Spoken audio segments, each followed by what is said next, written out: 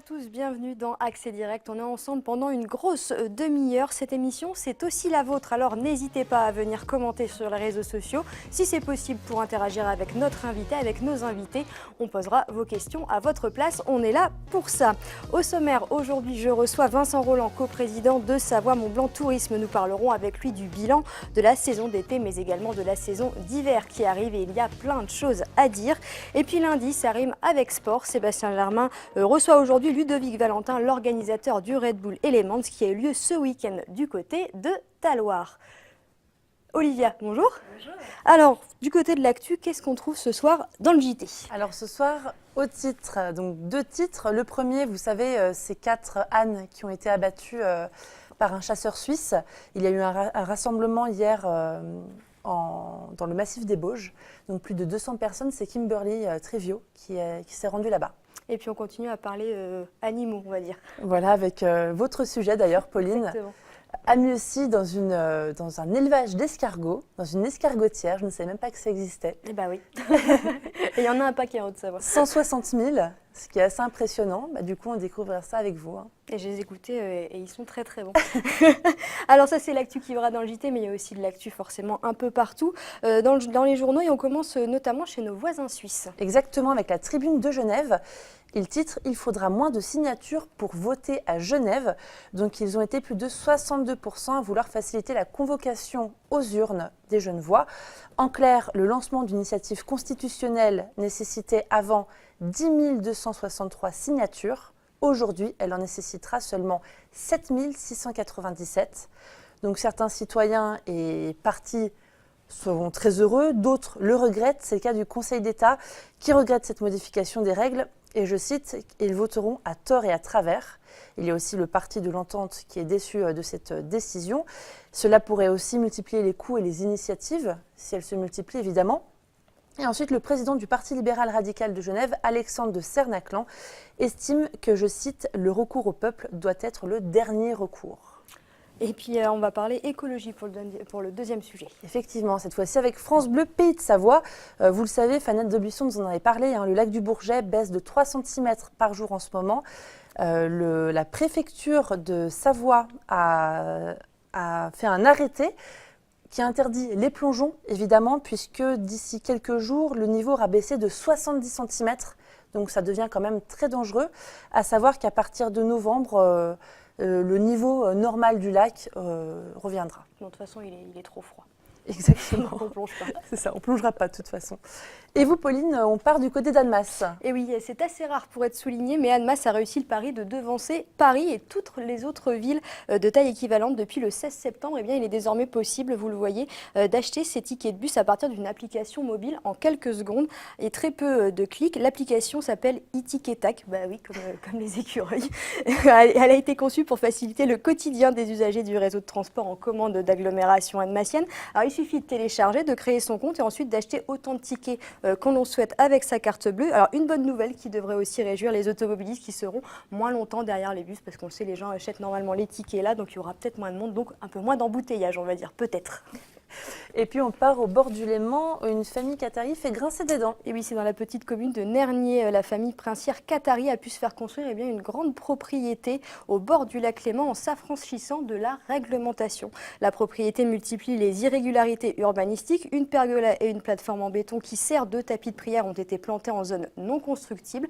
La maison culmine 2 mètres au-dessus du plafond légal. Les terres alentours sont rachetées sous le manteau, mais paradoxalement, si l'État a forcé l'autorisation d'urbanisme, eh bien une plainte a dans le même temps été déposée par la DDT, les services départementaux des territoires de l'État.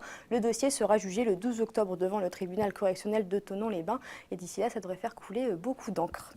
Eh bien, merci Olivia, je te laisse retourner en régie, finir de préparer les textes du JT parce que je crois que tout n'est pas prêt. Tout n'est pas prêt, tout est loin d'être prêt. Eh bien parfait, bon, on se retrouve tout à l'heure. Et puis notre invité du jour, c'est vous, Vincent Rolland. Merci d'être avec nous.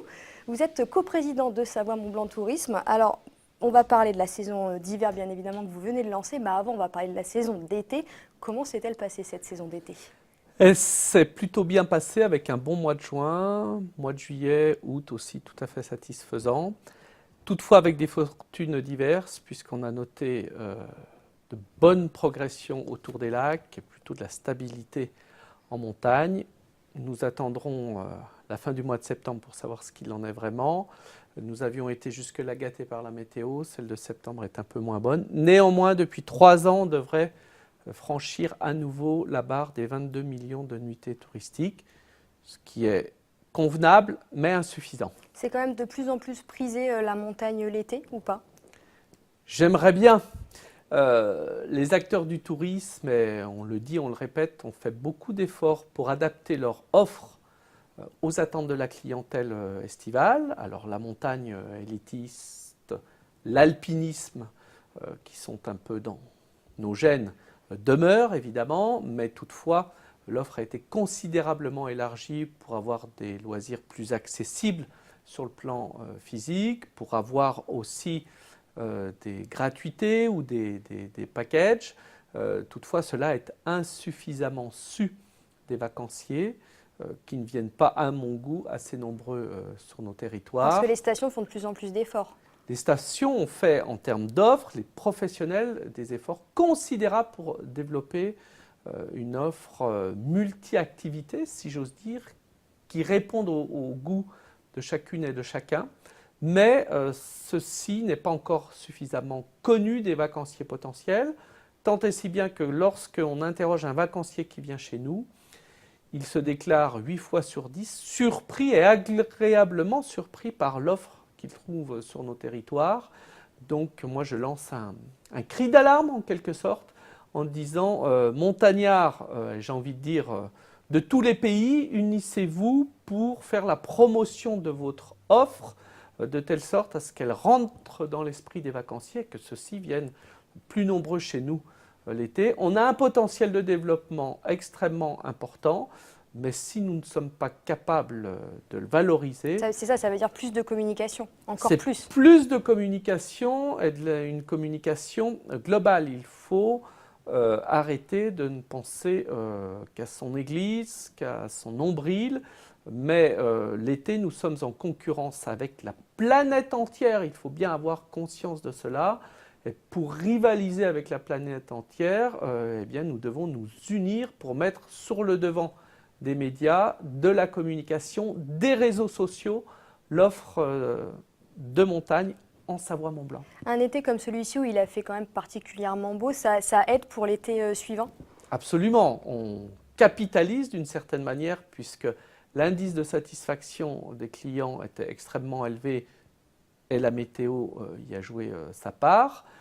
Évidemment, ces clients satisfaits vont diffuser autour d'eux les bien-être de la montagne l'été, mais il faudra qu'on aille au-delà, que l'on fasse plus, et j'insiste, plus ensemble. La montagne l'été ne peut pas et ne doit pas être la variable d'ajustement de la saison d'hiver. Oui, on le dit souvent. Alors l'hiver, du coup, on parle de l'été, mais l'hiver, forcément, on y pense déjà. Vous avez d'ailleurs présenté votre saison vendredi dernier à Paris. Alors, la France n'est plus la première destination européenne, elle est derrière l'Autriche. L'Autriche passe devant. Qu'est-ce qu'il a manqué l'hiver dernier, à part la neige, j'ai envie de dire? Il a déjà quand même manqué la neige. Nous avons eu aussi un calendrier pas toujours favorable, et puis peut-être que nous devons être plus agressifs sur les marchés à l'international pour mettre en avant notre offre.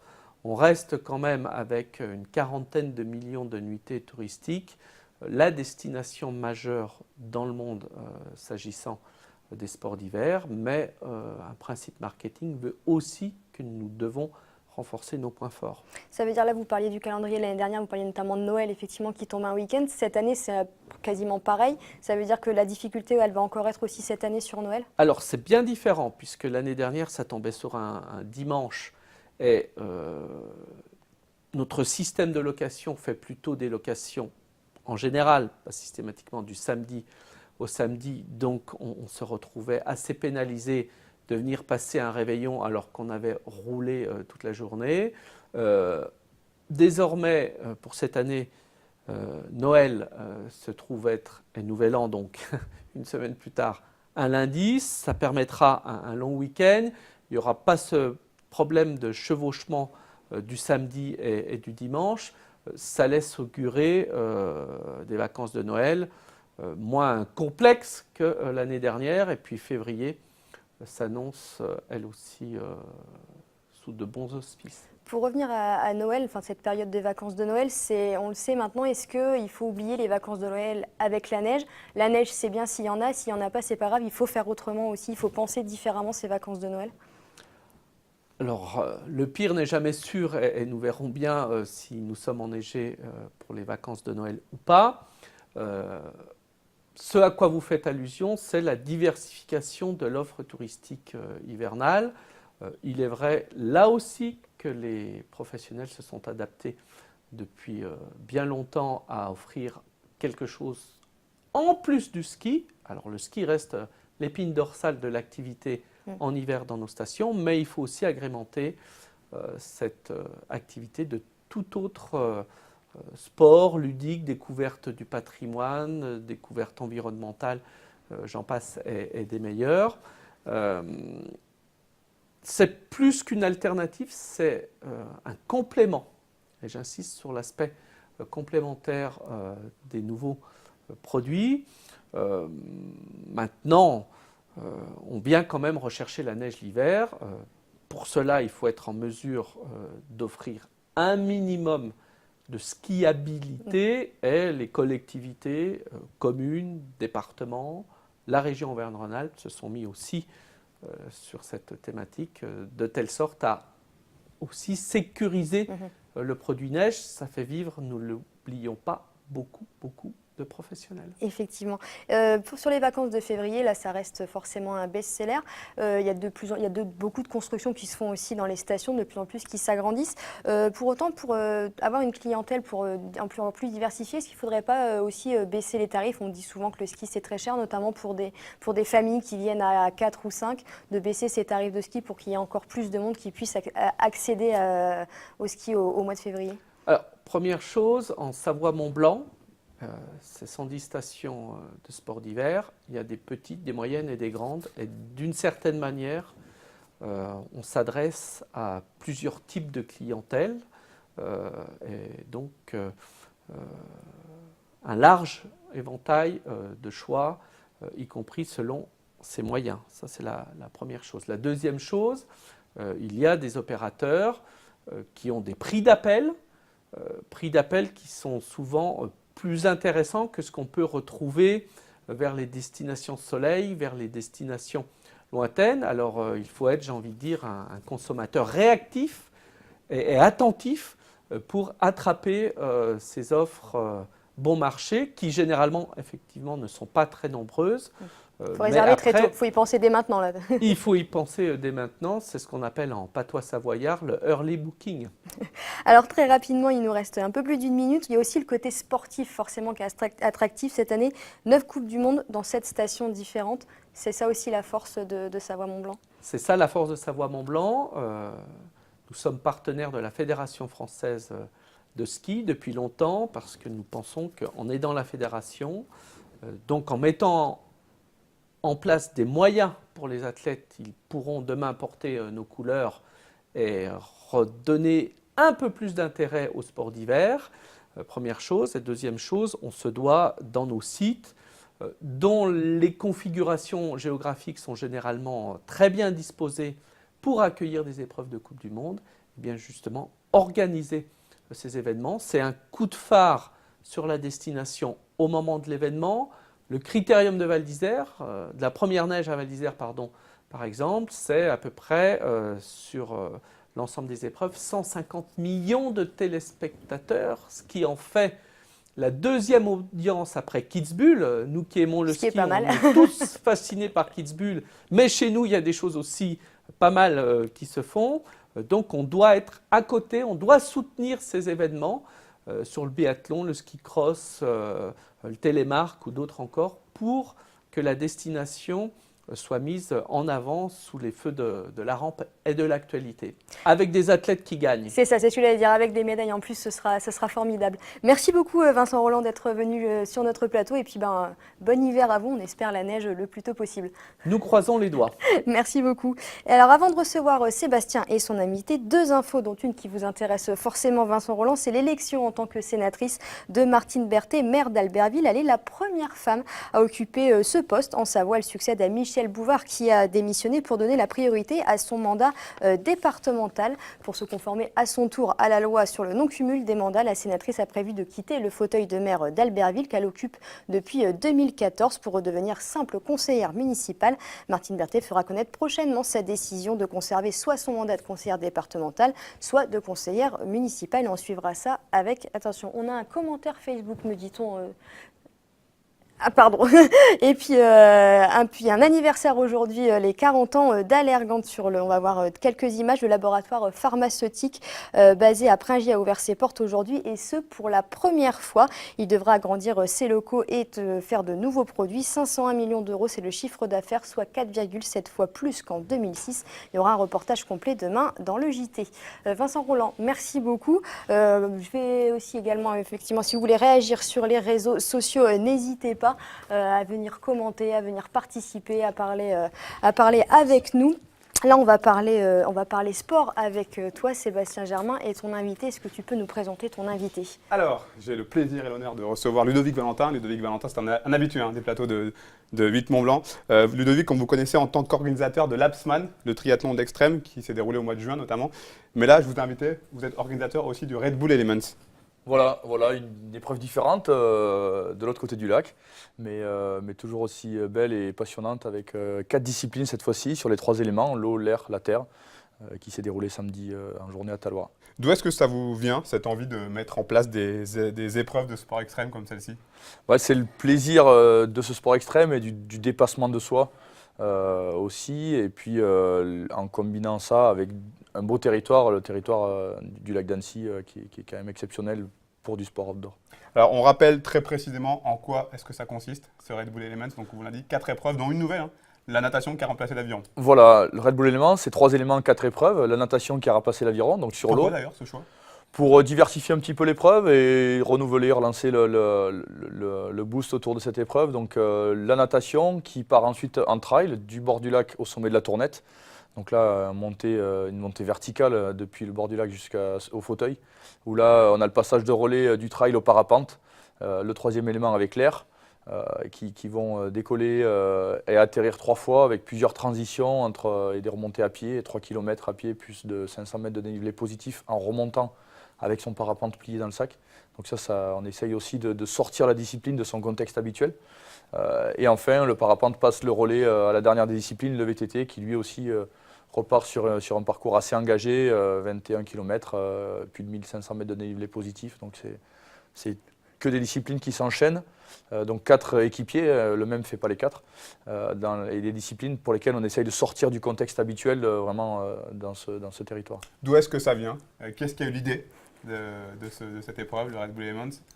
Plusieurs personnes, une combinaison d'idées, on va dire, et de territoires, et qui ont fait mûrir l'événement au départ qui n'était pas exactement celui-là, mais qui est devenu celui-là parce que le territoire est tel qu'on l'a à Talloires et le lac d'Annecy, avec l'eau, la terre, et puis cette tournette aussi qui est magistrale au bord du lac. Donc voilà, c'est un peu une évolution de plusieurs idées, une combinaison, pas mal de brainstorming à 3-4, et voilà, c'est sorti cet événement qui maintenant a 7 ans et qui a de plus en plus d'impact dans le milieu du sport outdoor en fin de saison. Faut être un petit peu fou quand même pour penser ça. Ouais, pour y penser. Ouais. Pour y penser. Faut Après être pour le passionné. faire, mais pour y penser. Ouais, faut être passionné. C'est vrai que c'est une combinaison de passionnés. Et Vous faites ces épreuves-là? Vous en pratiquez? Oui, bien sûr.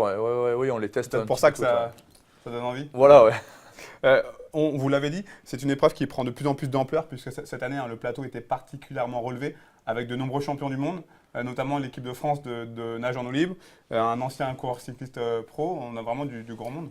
Oui, on a du grand monde. L'objectif d'Elements, c'est vraiment ça, c'est d'avoir des pros et des élites au départ, avec toute l'équipe de France nage en eau libre, Aurélie Muller, Axel Raymond, vraiment le top de la discipline, mais de les confondre aussi à des sportifs aguerris. Et on avait 82 équipes cette année, on avait 10 équipes de pros, et les autres c'était des sportifs aguerris qui avaient envie de se comparer. Ils sont sur la même ligne de départ que leurs idoles et que les meilleurs mondiaux. Et ça c'est quelque chose de fort aussi pour nous et d'important, parce que c'est rare d'être sur la même ligne de départ et de vraiment se confronter à la star de sa discipline. Alors justement, d'autres champions, on va en parler Sébastien, mais ceux-là, ils sont en devenir. Toi, tu es allé du côté de Crangevrier rencontrer les dirigeants du club de tennis de table qui a misé sur la formation. On regarde le reportage. Plus 42% de licenciés en 3 ans. Les effets de la nouvelle politique de formation de Cran Tennis de Table commencent à porter leurs fruits après plusieurs années de travail acharné. Autre signe très encourageant, depuis la rentrée, un éducateur à temps plein encadre les jeunes. Si on veut plus d'adhérents, il faut commencer par la base. La base, c'est les jeunes. Et c'est les jeunes qui vont apporter leur dynamisme. Et puis, bien sûr, dans un premier temps, ils n'ont pas forcément les connaissances techniques pour avancer, mais ça se fait petit à petit. On leur apporte ce que l'on connaît et puis petit à petit, ils évoluent pour progresser. Mais vraiment, c'est la base du développement d'un club. Le gymnase du Vernet à Crangevrier accueille donc les 150 licenciés tous les jours de la semaine pour des séances d'entraînement. Signe que la discipline se porte plutôt bien. Il y a un bon développement du tennis de table qui suit un petit peu la courbe de population, puisque c'est un sport qui peut se pratiquer de 4 à 84 ans. Donc par rapport à d'autres sports qu'on ne peut pas pratiquer tôt ou qu'on ne peut pas pratiquer tard, on a un avantage comparatif. Si le club bientôt cinquantenaire fait aujourd'hui partie des places fortes du tennis de table au Savoyard, il le doit également à son ouverture, avec notamment la création d'une section sport adapté. L'objectif clair, c'est de développer cette section et de faire en sorte que de plus en plus de jeunes en situation de handicap puissent pratiquer un sport, que ce soit le tennis de table ou un autre. Nous, ce qui compte pour nous, c'est pas seulement d'avoir du haut niveau, c'est aussi d'avoir une politique éducative, c'est aussi d'avoir des gens qui sont formés au club et qui sont attachés au club. Timothée Ivaldi est le parfait exemple de cette intégration réussie. Fruit de la formation de Cran Tennis de Table, le pongiste, âgé de 17 ans, est aujourd'hui triple champion de France jeune en sport adapté. Et dans moins d'un mois, il représentera la France au championnat du monde junior en République tchèque. Moi, le tennis de table, le ping-pong, c'est toute ma vie. Moi, plus tard, j'ai envie d'aller aux Jeux paralympiques 2024, c'est mon objectif. Je peux faire que des perfs. En équipe, j'ai envie de sortir en équipe une médaille. En simple, j'essaye.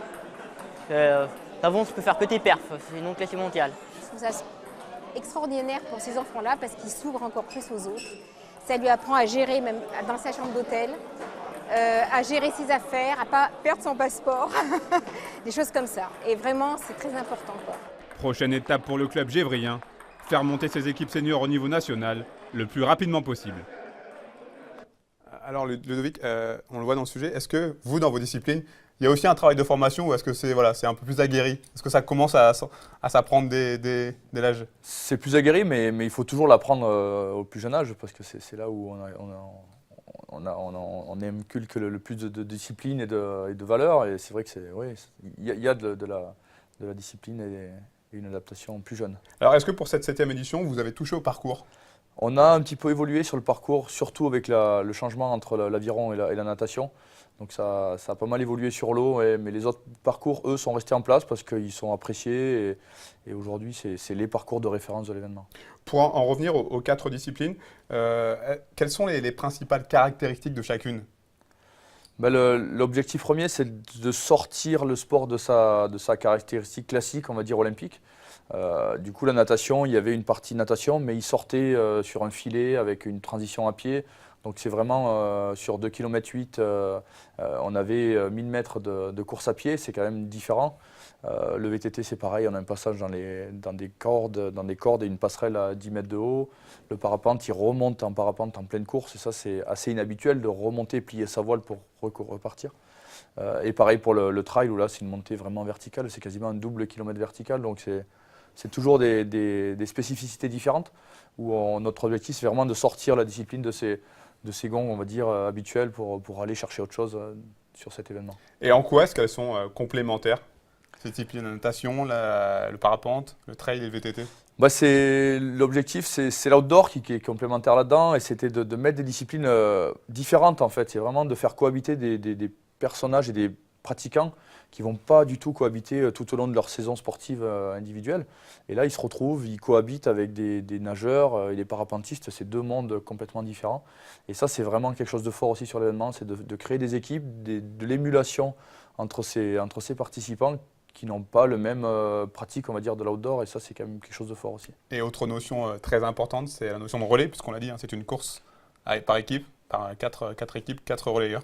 Oui, c'est hyper important parce qu'ils vont chercher le dépassement de soi, encore plus parce qu'ils savent que derrière, il y en a un autre qui part. Et plusieurs nous ont dit, si j'avais été seul, je pense que j'aurais abandonné, aujourd'hui j'étais pas bien, etc. Là, je savais qu'il était derrière, donc je suis allé à fond. Et ça, c'est quelque chose de fort aussi. Ouais. Alors juste avant de te lancer, moi j'ai une question, il y a beaucoup de femmes ou pas?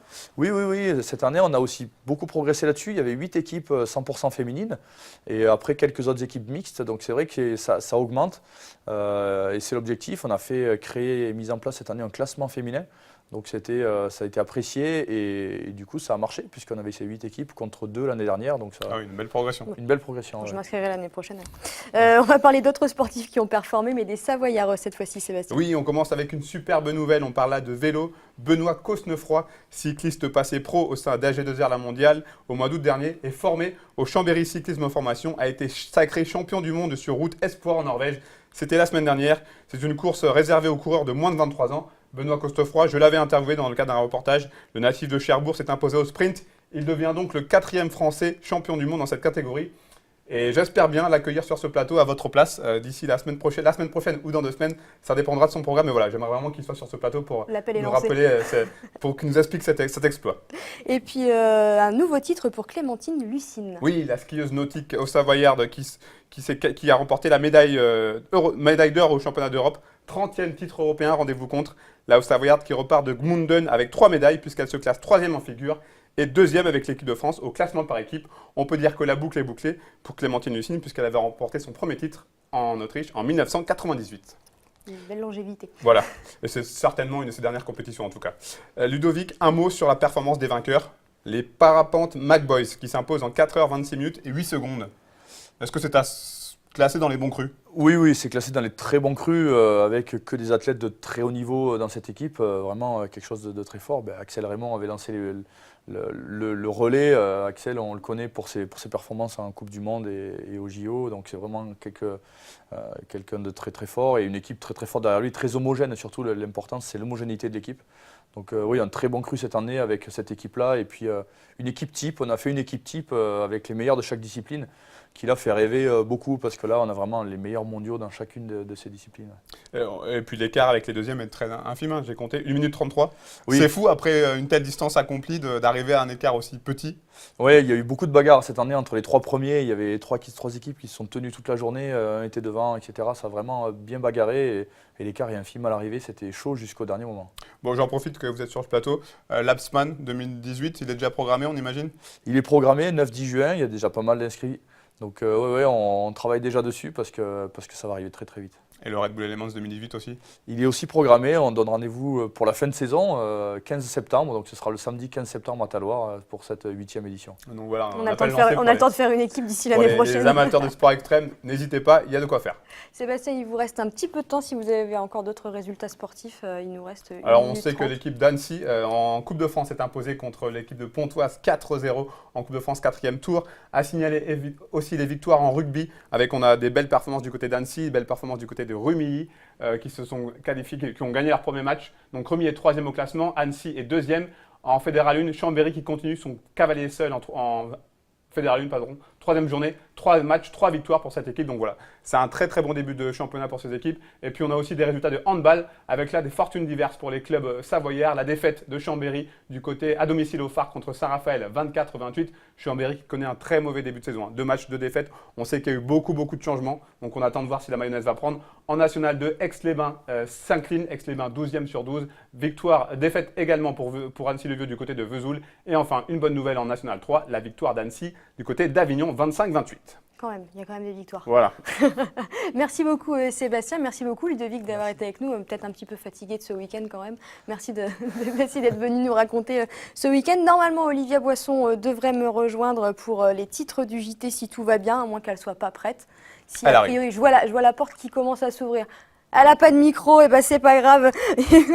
On va clôturer cette émission. Elle viendra nous faire les titres demain. Moi, je rappelle les titres. On parlera des ânes, de la mobilisation qui a lieu. On parlera également escargot du côté de Mieuxy. Le temps donc de changer de plateau. Olivia, vous la retrouvez dans 3 minutes. Demain, ne ratez pas Accès Direct. On fera du sport en vrai sur ce plateau. Sébastien, on parlera également gastronomie avec un food truck un petit peu spécial. Et puis, on parlera également d'équidés d'espace. Bref, en attendant, vous pouvez nous retrouver sur Facebook, sur les réseaux sociaux. N'hésitez pas à venir commenter l'émission pendant qu'on est en direct. On lit vos commentaires. On essaye de répondre à des questions si vous en avez. En tout cas, on se retrouve demain dès 18h en direct. Salut et à demain.